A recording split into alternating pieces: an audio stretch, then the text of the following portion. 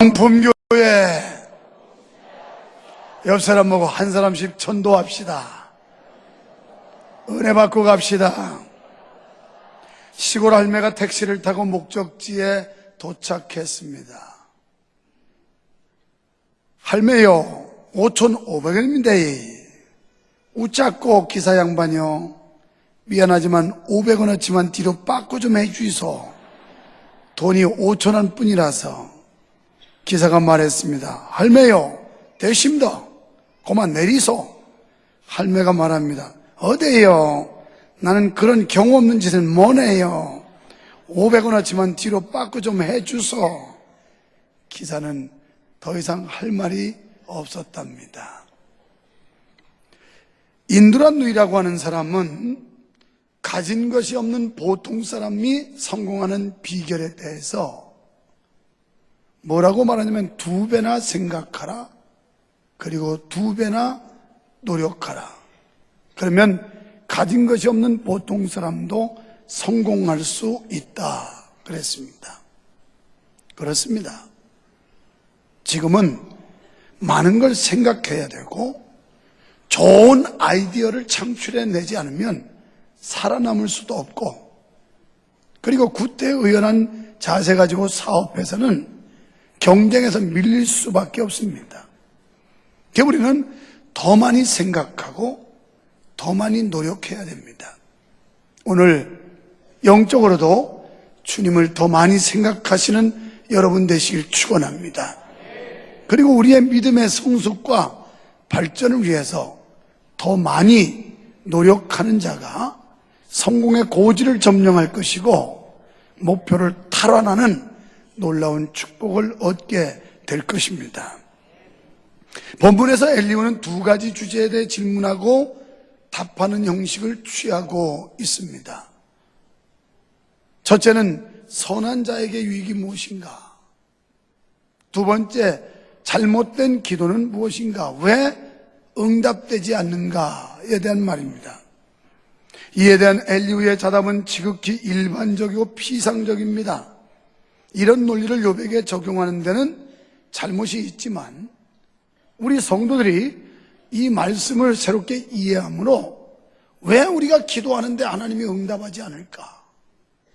또 여러분이 그렇게 많이 하나님 앞에 청구를 하는데 아무런 보상도 응답도 내리지 않는 것일까? 먼저 의로운 행실의 유익이 무엇인가를 잠시 살펴본 뒤에 응답받지 못하는 기도에 대하여 말씀을 나누겠습니다. 여러분, 하나님은 하늘에 계신 줄로 믿습니다. 하나님은 자족하신 분이시기 때문에 인간의 선악의 영향을 받지 않으십니다. 우리가 선한 일을 한다고 하나님에게 엄청난 유익을 준다든지, 우리가 악을 행한다고 하나님의 일에 지장을 받는다든지 그렇지 않다는 말입니다. 다시 말해서 우리가 어떻게 행동하느냐가 하나님한테 보탬되는 거 없다는 얘기입니다. 만약 우리의 선행에 좌우받는 하나님이라면 그분은 절대자가 아닙니다. 원칙적인 면에서 인간의 행실이 하나님을 해할 수도 없고 인간의 선행이 더 나은 하나님의 축복을 가져다 주는 것은 아닙니다. 하지만 우리가 하나님께 순종하고 선을 행해야 되는 이유는 우리는 하나님의 백성이요 하나님의 자녀이기 때문입니다. 특히 우리의 선행이란 인간적인 자비, 구제 등에 머무는 것이 아니라 하나님을 믿고 의지하는 것, 주 예수 그리스도로 말미암은 보혈의 공로를 의지하여 하나님께 나아가는 순종과 헌신의 삶을 의미합니다. 야고보서 5장 17절에 보면 사람이 선을 행할 줄 알면서도 행치 아니하면 죄라고 그랬습니다.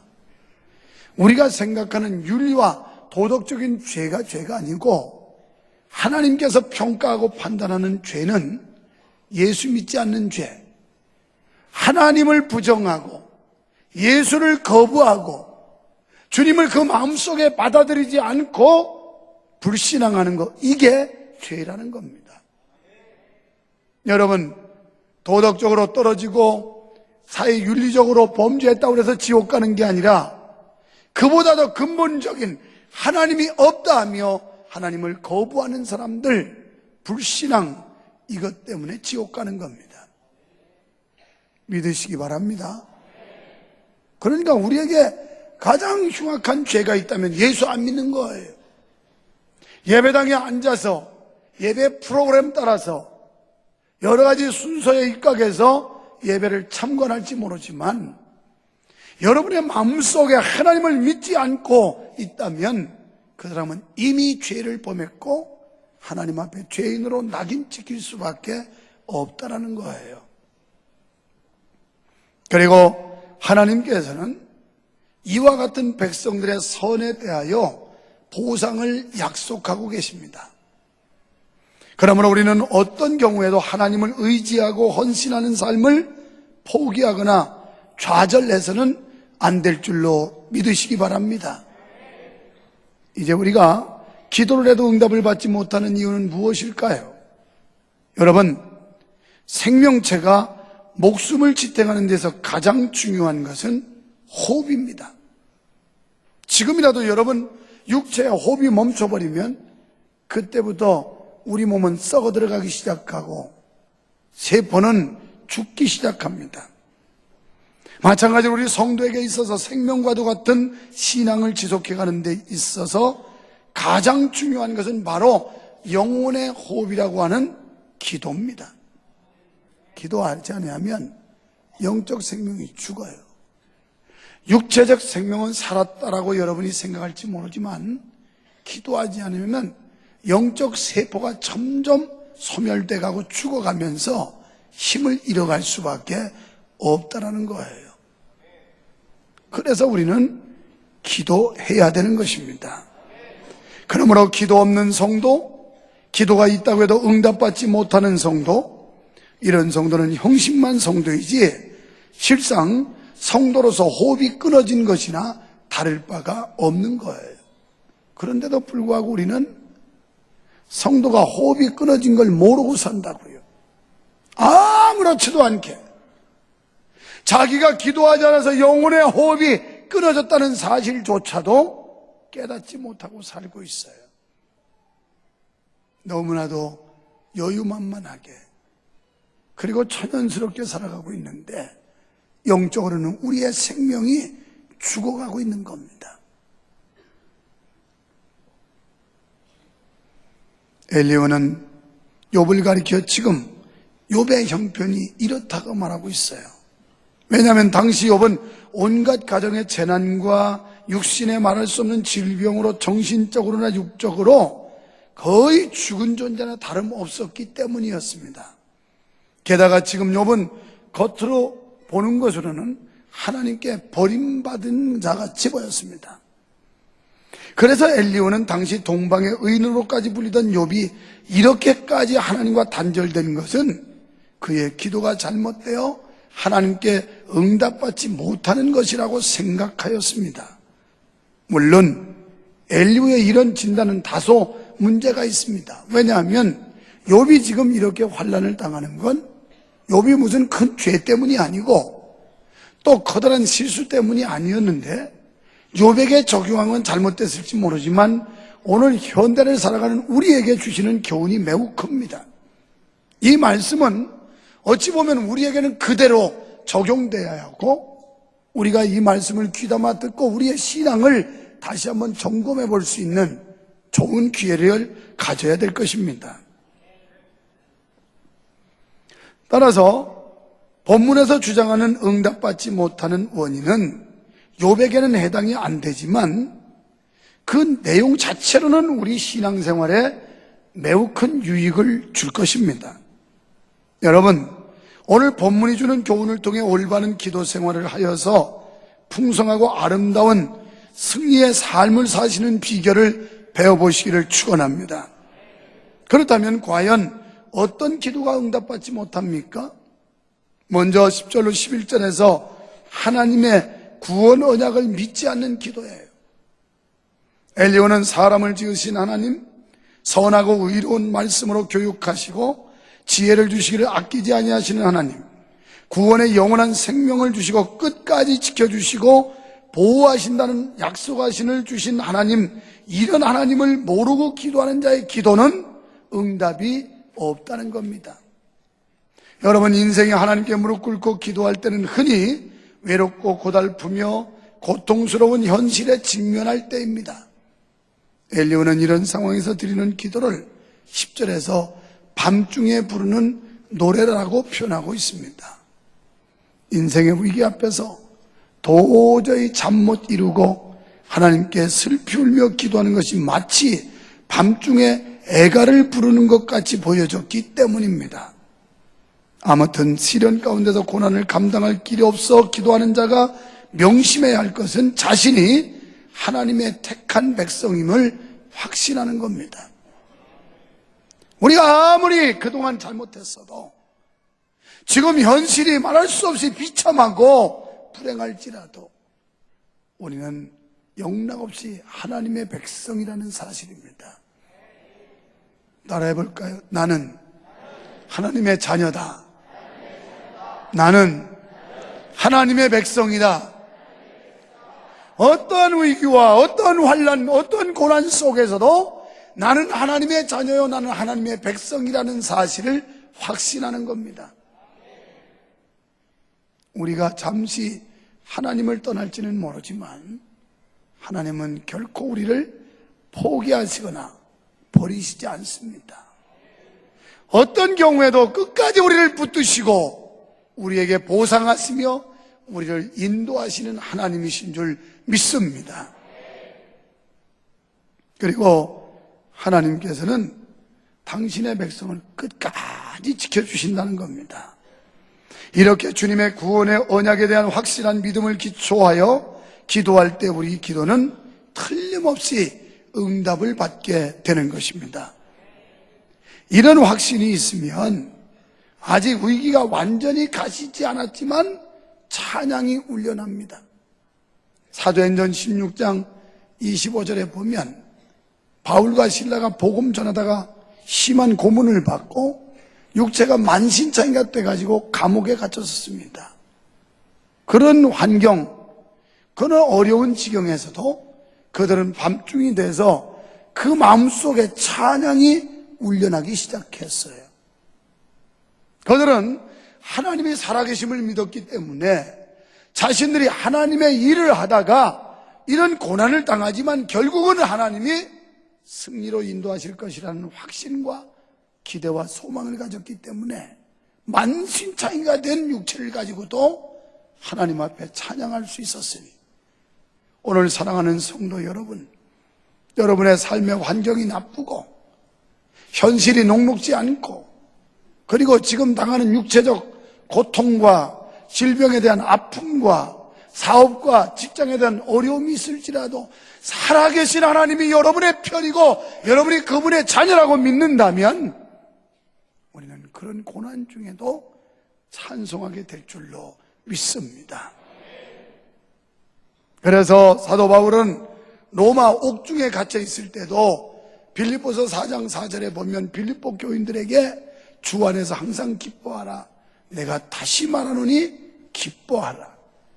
예수 안에 기쁨이 있는 줄 믿으시기 바랍니다. 주님이 내 안에, 주님이 여러분 안에 있으면 상황도 초월할 수 있어요. 주님이 여러분과 함께 하심을 믿는다면 어떤 환경도 우리는 극복할 수가 있어요. 어떤 무서운 시련도 당당하게 맞서 싸워 이기게 될 줄로 믿습니다. 두 번째는 교만함으로 드리는 기도는 잘못된 기도고 응답이 없다라고 12절에 말씀해요. 12절에서 악인의 교만을 인하여 거기서 부르짖으나 응낙하는 자가 없으면, 그러니까 교만한 마음으로 부르짖지만 응답이 없다는 겁니다. 엘리야는 기도가 응답되지 않는 원인은 교만에 있다고 그랬어요. 그리고 이런 교만을 취하는 것은 주의 백성이 취할 태도가 아니다라고 말씀합니다. 그렇습니다. 교만은요, 하나님께서 가장 싫어하시는 악덕 가운데 하나예요. 교만한 사람 기도하지 않습니다. 교만한 사람 하나님의 말씀을 듣지 않습니다. 교만한 사람 하나님의 말씀에 고분고분하지 않아요. 교만해서 그래요. 내 의지와 나의 수단과 방법과 내 능력과 나의 지혜로 모든 것을 할 수 있다라고 생각하기 때문에 교만하고, 교만하다 보니까 하나님의 도움 따위는 필요 없다는 거죠. 하나님이 안 도와줘도 내 힘으로 할 수 있다라는 건데 천만의 말씀이에요. 저는 2주 전인가 밤에 잠자다가 정말 기분 나쁜 꿈을 꾸었어요. 새벽기도 시간에도 말한 적이 있었습니다만은 교회에 어떤 안 좋은 현상들에 대한 꿈을 꾸었어요. 하나님께서 교회에 어떤 좋지 않은 일이 생길 걸 미리 예시해 주신다 생각하고 새벽마다 이것을 이기기 위해서 사탄이 역사하지 못하도록, 마귀가 득세하지 못하도록 하나님 앞에 기도했습니다.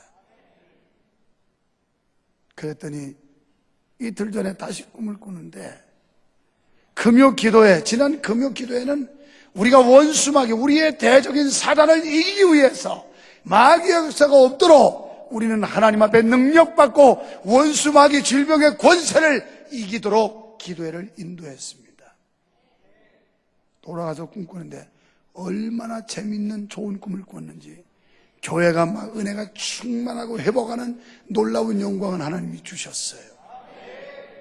그래서 하나님 앞에 교만하지 않고 겸손할 수 있는 겁니다.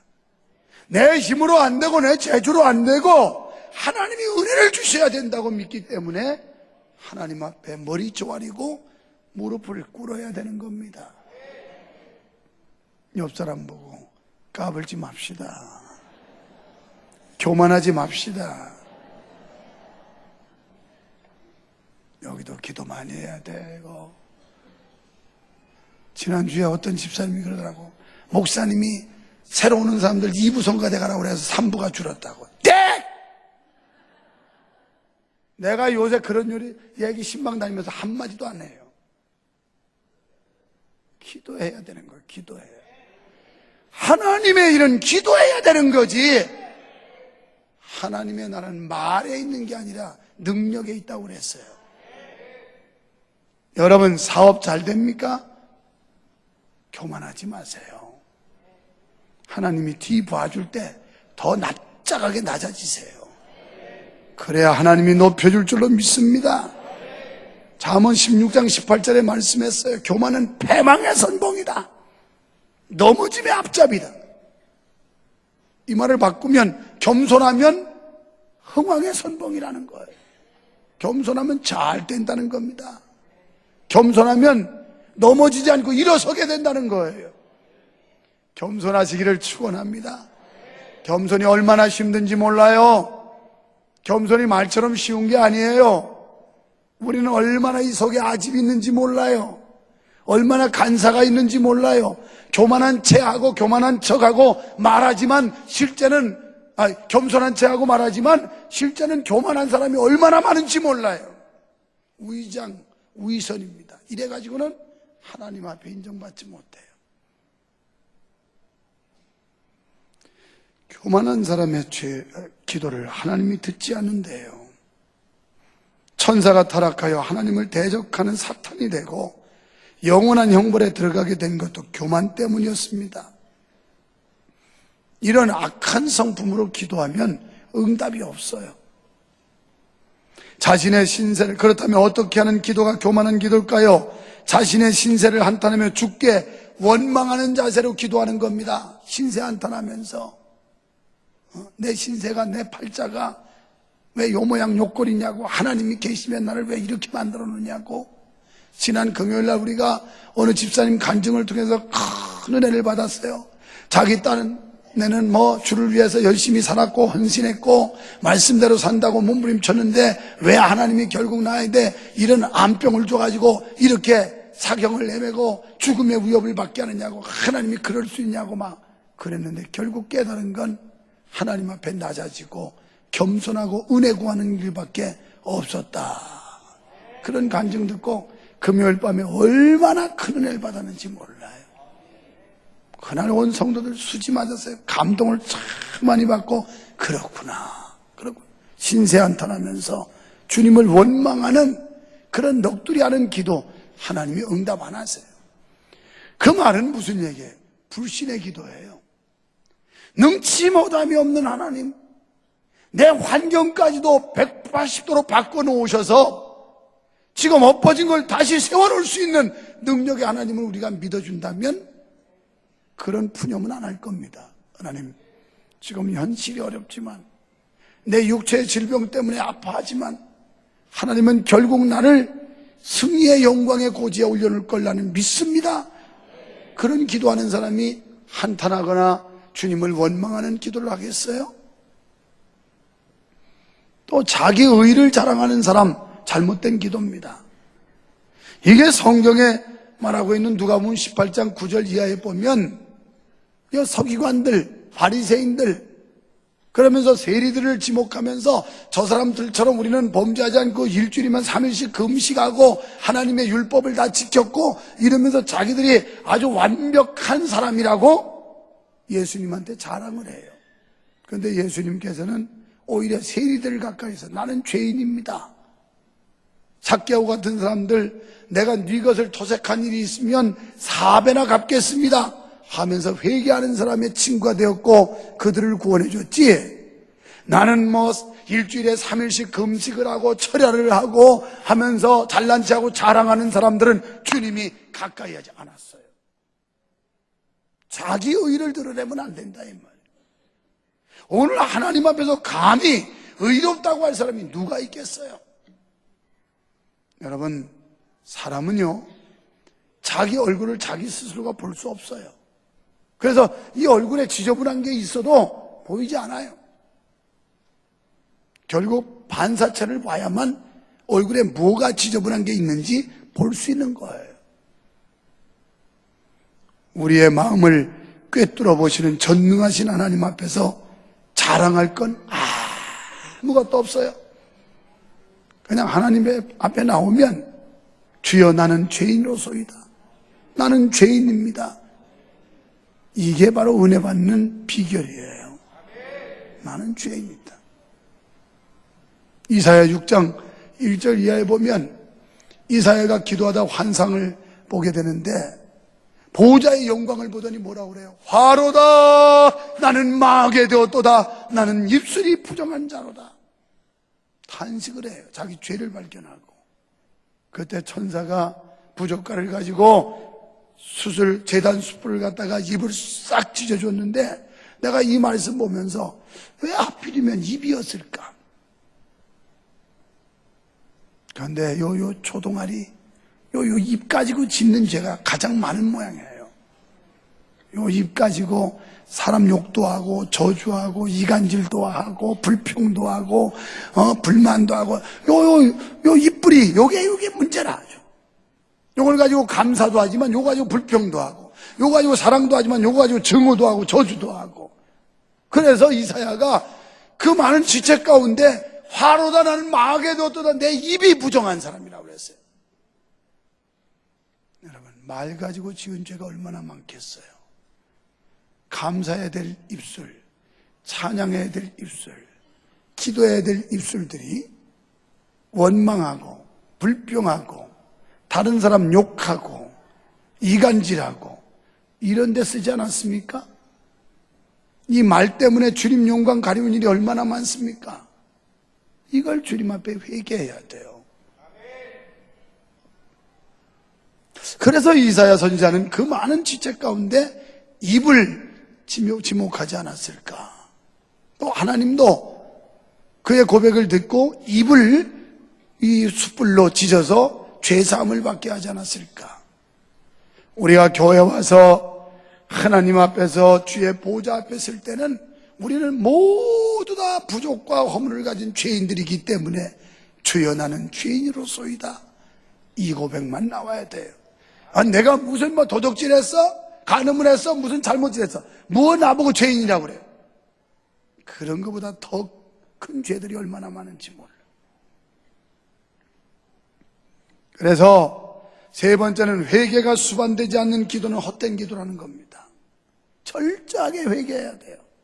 나는 죄인입니다. 구약의 주석학자 로린슨이라는 사람은 여기 13절을 응답받지 못하는 헛된 기도란 곧 죄 문제가 해결되지 않은 상태에서 드리는 기도라 이렇게 말했어요. 죄 문제가 해결되지 않는 상태에서 드리는 기도는 상달이 안 돼요. 이 거룩한 주일날 거룩한 성전에 나와서 예배하는데 여러분 죄의 문제가 청산되지 않고 드리는 예배는 하나님이 받지 않으세요.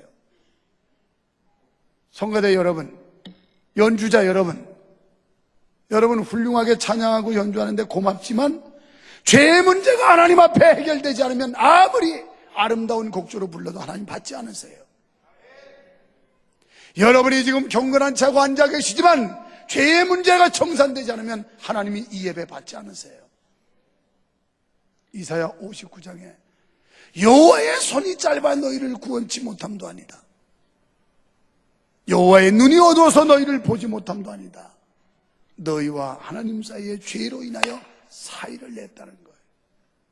하나님 가까이 계셔야 되는데 너무 먼 거예요. 거리가 뭐라, 저 뒤에 거리 먼 사람은 누군지도 모르겠어. 그 사람들은 그만큼 거리감이 있기 때문에 확인이 안 돼요. 하나님과 우리 사이에 죄 때문에 사이를 냈다는 거예요. 죄 때문에. 그래서 예배하기 전에 철저하게 자복의 기도를 드려야 됩니다. 지난 한 주간 동안 우리가 잘못한 일들이 얼마나 많은지 몰라요. 성령의 감동과 인도받지 못하고 말씀에 순종하지 못하고 세상과 짝하면서 주의 말씀대로 살지 못한 죄들이 너무너무 많단 말이죠. 이걸 하나님 앞에 자백해야 되는 거예요. 우리 죄를 자백하면 하나님은 미쁘시고 의로우사 우리 죄를 다 사하시고 도말하신다고 그랬어요. 그런데 우리의 기도의 양상을 보면 달라는 기도는 100마디 하면 회개 기도는 1마디 합니다. 한번 조용히 여러분 신앙을 점검해 보세요. 하나님 앞에 회개 기도는 딱 1마디예요. 주님 잘못했어요. 용서해 주세요. 그러고 달라는 건 돈도 주세요. 아이 공부도 잘하게 해주세요. 출세도 하게 해주세요. 진급도 하게 해주세요. 건강도 해주세요. 하여튼 달라는 건 억수로 많은데 기도가 잘못됐어요. 거꾸로 되고 있어요. 그렇게 기도하시지 말고 철저하게 하나님 앞에 죄를 회개하면 달라고 안 해도 좋아요. 믿습니까? 제가 어제 10시부터 저녁까지 신방했는데요. 신방 예배하면서 그 어린 것들 조그만 애들이 예배에 참석해서 얼마나 다소곳하고 예배를 잘 드리는지 그래서 지갑에서 그냥 10,000원짜리를 막 뽑아 줬어요. 그랬더니 우리 전도사님이 목사님 그러시다가 오늘 아이고 용돈 주는 거 엄청 나가겠네요. 거슬러 주지도 않고 조그만 애들도 다 10,000원씩 주니 그까짓 거 어디다 쓰겠어요. 내가 돈 받아서. 어떤 애들은 목사님 됐어요. 괜찮은데 받아라. 목사님이 더 예뻐서 예배 잘해서 주는 거다. 아유 괜찮은데요? 그러면서 손을 오는 거야. 괜찮은데요? 설득 그러면. 여러분 우리가요 하나님 앞에 예쁜 짓 하면 달라고 떼 안 써도 좋아요. 근데 온갖 못된 짓을 다 해놓고 달라는 건 또 왜 그렇게 많습니까? 그러니까 기도해도 뭐 응답이 와야지. 내가 지난 기도회 때도 그런 얘기 했어요. 피곤하고 그래서 제가 마사지 받는 걸 참 좋아하는 사람이거든요. 국내에서는 비싸서 못 받아요. 동남아 여행이나 가야 날마다 그냥 막. 아주 뭐 본 길에 뭐 한다고 그냥 날마다 받는데 하나님이 유목사를 얼마나 끔찍이 여기시는지 스포츠 마사지부터 시작해가지고 뷰티 마사지 뭐 해가지고 하는 그런 또 성도를 딱 보내가지고 목사님 일주일에 2번 이상씩 오세요. 막 오라고 통사정인데 내가 갈 새가 없어서 못 가죠 지금. 이야 하나님은 이 못난 종이 또 마사지 좋아하는 것까지 알고 또 그런 성도 보내가지고 아주 실컷 해라 실컷. 그래서 내가 한번 갔더니 막 3시간이 넘게 주물러 놓는데 아주 그냥 후물어물하게 늘씬하게 주물러 공짜로 그것도. 여러분, 하나님 복잡하게 생각하지 마세요. 하나님 앞에 예쁜 짓 하면요, 그거 뭐 달라고 소리 지르고 때 안 써도 그냥 줘. 어제 그 아이들이 예쁜 짓 하니까 그냥 지갑이 열리는 거야. 주고 싶은 거야. 그렇다고 또 애들한테 미끼 던져가지고 목사 신방 온다니까, 야, 목사님 오시는 동안은 아주 다소곳하고 꼭 참고 있어야 된다. 그래야 목사님이 용돈 주신다. 이렇게 하지 말고 평소에 잘해요. 평상시에 애들이 잘 훈련된 애들은, 어저께 어느 집사님네 갔더니 집을 또 큰 집으로 옮겼다고 오라고 해서 갔더니만, 뭐 신방 예배 가야 찬송 한 잔 부르고 말씀 하나 보고 설교하고 기도하면 끝이잖아요. 그 둘째 딸아이가 뭐라 그러냐면, 벌써 끝났어요? 너무 빨리 끝났다는 거예요. 그래서 끝났다 그랬더니, 찬송 한 번밖에 안 불렀잖아요. 교회에서는 2번, 3번 부르니까 그 생각을 했든지 왜 이렇게 빨리 끝나느냐는 거예요. 애가 얼마나 예쁜지 몰라. 그런 얘기하는데 아주 마음이 쏙 들더라고. 근데 어느 집구석 가면 애들이 그냥 산만해가지고 막 전방지축이야. 부모들이야. 똑바로 가르치라고 애들을. 어려서부터 애들도 잘 길들이게 달려있어. 길들이게. 목사님 오셔서 예배한다. 이리 오너라. 예배 드려라. 이러면 애들이 다 훈련이 돼가지고 예배하는데, 어려서부터 그냥 천방지축으로 자유분방해 놔두니까 이거 뭐 예배인지 뭔지도 모르고 저 뛰어다니고 소란 피고 올라갔다 소파에서 뛰어내리고 막 오두방정을 다 떨어요. 오두방정을. 이거 다 부모 탓이에요. 부모 탓. 애들 탓이 아니야. 애들은 부모 닮는 거야. 전부 다. 하나님 앞에서도 우리가 하나님의 사랑받을 짓 하면요, 하나님이 그냥 거저 주신다 이 말이야. 거저 주셔. 할렐루야. 옆 사람 보고 하나님의 사랑받읍시다. 또 해요. 하나님께 예쁜 짓 합시다. 내가 믿는 하나님은 하나님 앞에 예쁜 짓 하는 척만 해도 하나님이 좋으셔서 잘 주시더라고. 예쁜 척만 해도. 그 재롱 떠는 게 예쁜 거, 귀여운 거야. 애들이 재롱 부리면 얼마나 귀여워요. 여러분, 회개해야 됩니다. 철저하게 우리 죄를 회개해야 돼요. 이 문제가 해결되지 않고서는 결코 주님과의 대화도 교제도 이루어질 수가 없어요. 왜 그렇습니까? 사람 사이만 해도 그렇잖아요. 서로 불화가 생겨서 서먹서먹한 상태에서 불화를 해결하지 않고서는 좋은 대화도 아름다운 교제도 이루어질 수가 없잖아요. 마찬가지예요. 범죄는 우리와 하나님 사이에 거룩하고 신령한 교제를 단절시킨다는 거예요. 한번 죄를 범하고 그래서 양심의 가책을 받고 그러다 보니 다시 하나님 앞에 나가 기도하기 어려워지는 겁니다. 이런 일이 반복되면 주께 기도한다는 것이 여간 어려운 일이 아닐 수가 없어요. 그러므로 우리는 기도에 앞서 먼저 우리의 일상을 돌아봐야 됩니다. 주님 앞에서 신앙 양심에 거리끼는 것이 없는지를 살펴보아야 해요. 그리고 먼저 회개의 기도를 통해 하나님과의 올바른 관계를 회복해야 됩니다. 앞으로요, 우리는 뭐 달라고 기도하는 분량보다 하나님 앞에 내 잘못했습니다. 내가 죄인입니다. 용서해 주세요. 회개하는 기도를 더 많이 드리도록 그렇게 훈련해야 돼요. 그러면요, 너희가 구하지 않은 것까지도 준다고 그랬어요. 하나님은 모든 걸 살피시는 하나님으로 우리의 필요를 아시는 분이에요. 그래서 필요를 공급자 되신 하나님이 채워주신다고 그랬거든요. 성경대로 믿으시기를 바랍니다. 회개의 기도를 통해 하나님과의 올바른 관계를 회복하시기를 축원합니다. 이것이 기도의 순서요, 응답받는 기도의 비결인 줄로 믿습니다. 그러므로 성도 여러분, 우리는 기도할 때 철저히 주님의 구원의 약속을 붙들어야 돼요. 하나님은 약속하셨어요. 우리를 버리지 않는다고, 우리와 함께 한다고. 또 하나님 사랑하는 사람 모든 게 합력해서 선이 되도록 좋게 만들어준다고 하나님이 약속하셨어요. 그리고 교만을 버리고 겸손히 주님의 은총을 사모해야 됩니다. 그리고 죄 문제를 해결하여 해결받고 기도하면 하나님께서 반드시 응답하실 줄로 믿습니다. 물론 하나님께서는 진노 가운데도 자비를 베풀어 주시는 분이 있어요. 그런데 이런 하나님의 자비를 우리가 이걸 방종으로 또는 이걸 악용하는 수단으로 사용해서는 안 됩니다. 하나님이 자비를 베풀어 주지만 이걸 방종의 죄로, 그리고 이걸 악용하는 이런 못되게 사용해서는 안 되고, 우리는 하나님 앞에 어떻게 하면 가까워질까? 하나님하고, 사람도 좋은 사람하고는 가까워지고 싶잖아요.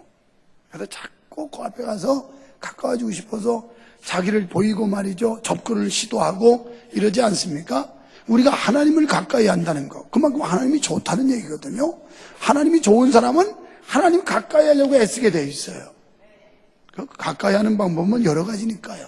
기도도 있고 예배도 있고 찬송도 있고 말씀 상고도 있고. 여러분, 우리는 이 시간 주님께 영광도 돌리지만 주님의 도움을 받기 위해서도 모인 줄로 믿습니다. 그 주님 앞에 우리의 소원을 빌기 위해서 모였어요. 내 모습 이대로, 죄진 모습, 상처받은 모습, 그리고 허물진 모습 이대로 주님 받아주시고 나에게 세임 달라고, 은혜 달라고 우리는 주의 도움을 청하러 모인 줄로 믿습니다.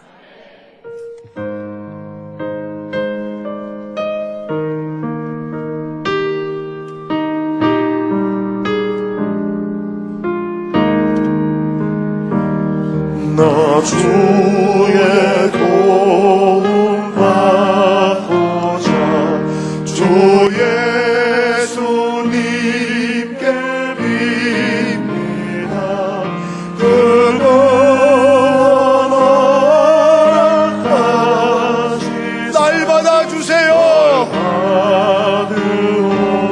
받으옵소서. 내 모습 이대로 받으시옵소서. 상처받은 몸, 상심한 마음, 범죄한 몸이지만 주여 받아주시옵소서. 병든 몸을 받으시옵소서. 나 위해 돌아가신 주 날 받으옵소서.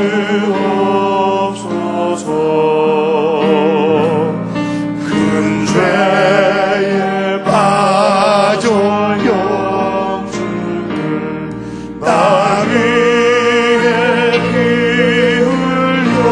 흘렸으니 주 영상대로 믿으사 날 받으옵소서.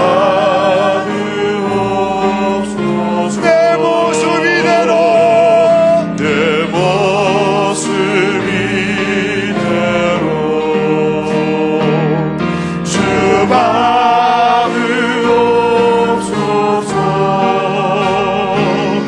나를 위해 돌아가신 주 날 받으옵소서.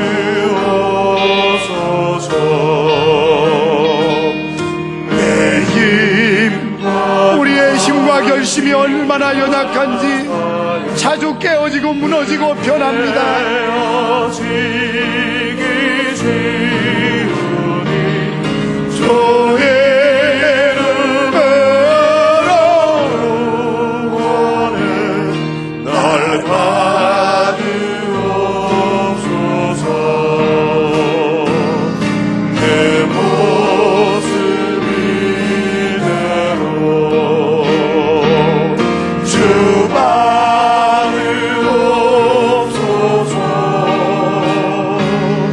나를 위해 돌아가신 주 날 받으옵소서.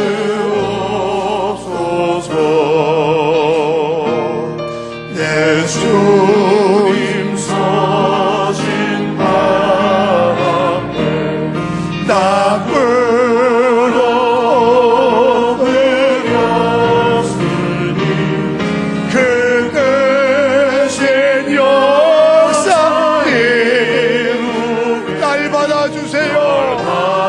받으옵소서. 내 모습 이대로, 내 모습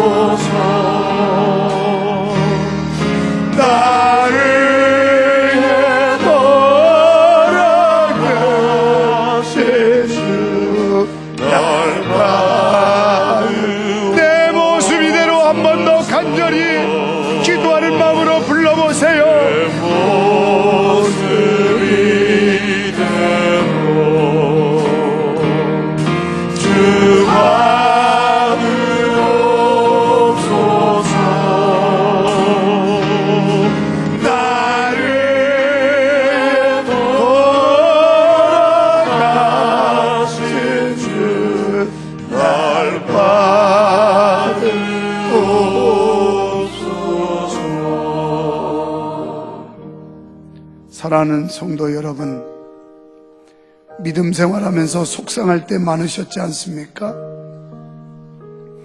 하나님이 야속하고 원망스러울 때도 많지 않으셨어요? 내 나름대로 열심히 살았다고 살았는데 왜 나에게 이 흉악한 질병을 주고 사업에 어려움을 주고 직장에 위협을 주고 가정에 파탄을 주고 하나님이 계시다면 나를 왜 이렇게 만들어 놓냐고 원망스러울 때도 있지 않으셨어요? 자기 의를 주장해서는 안 됩니다. 교만한 마음으로 기도해도 안 됩니다. 우리는 하나님의 구원의 언약을 붙잡아야 됩니다. 그리고 회개해야 됩니다. 그럴수록 주님 앞에 자신을 낮추고 하나님의 위엄을 높이며 하나님의 능력을 인정하십시오.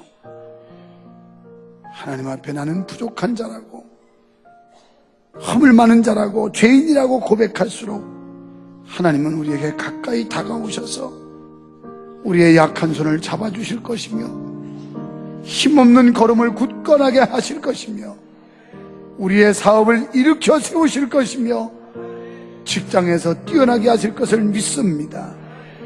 주님, 우리를 도와주시옵소서. 예수님 이름으로 기도했습니다. 아멘.